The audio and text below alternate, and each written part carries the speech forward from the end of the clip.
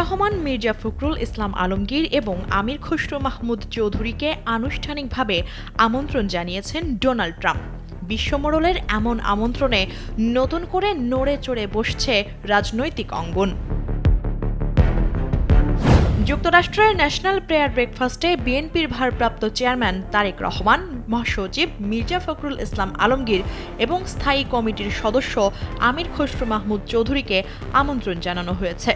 শনিবার দলটির প্রেস উইংয়ের পক্ষ থেকে জানানো হয়, যুক্তরাষ্ট্রের নতুন প্রেসিডেন্ট ডোনাল্ড ট্রাম্পের পক্ষ থেকে শুক্রবার ন্যাশনাল প্রেয়ার ব্রেকফাস্টে অংশ নিতে এ আমন্ত্রণ জানানো হয়।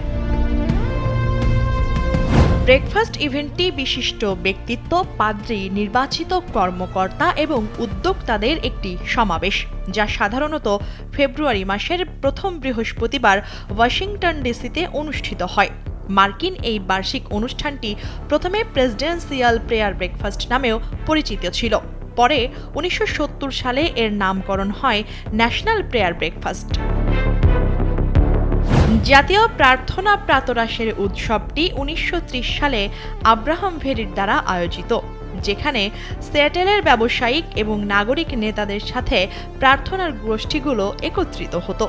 এই বার্ষিক ইভেন্টে প্রার্থনা, রাজনীতি এবং ব্যবসা সহ সমসাময়িক গুরুত্বপূর্ণ বিষয় উঠে আসে, তাই এতে যোগদান মার্কিন প্রেসিডেন্টদের জন্য একটি প্রধান বিষয়। বার্ষিক এই অনুষ্ঠানে প্রথমবারের মতো 1953 সালে যুক্তরাষ্ট্রের প্রেসিডেন্ট ডোয়াইট ডি আইজেনহাওয়ার যোগদান করেন। পরবর্তীতে উত্তরসূরিরাও তারই পদাঙ্ক অনুসরণ করেন।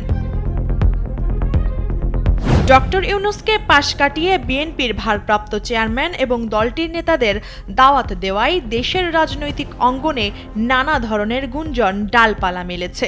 বিএনপি কিংবা তারেক রহমান এখনও বাংলাদেশে ক্ষমতাসীন নন। তারপরও ট্রাম্প প্রশাসনের পক্ষ থেকে এমন আমন্ত্রণ কিসের বার্তা দিচ্ছে, সেটা নিয়েও চলছে আলোচনা সমালোচনা। যদিও এই আয়োজনে অংশ নেন রাজনৈতিক পরিচয় ছাপিয়ে বিশিষ্টজনরাই বেশি, তবে বাংলাদেশের টালমাতাল অবস্থায় তারেক রহমানের এমন সম্মানকে ভিন্ন দৃষ্টিকোণ থেকেই বিচার করছেন বিশ্লেষকরা।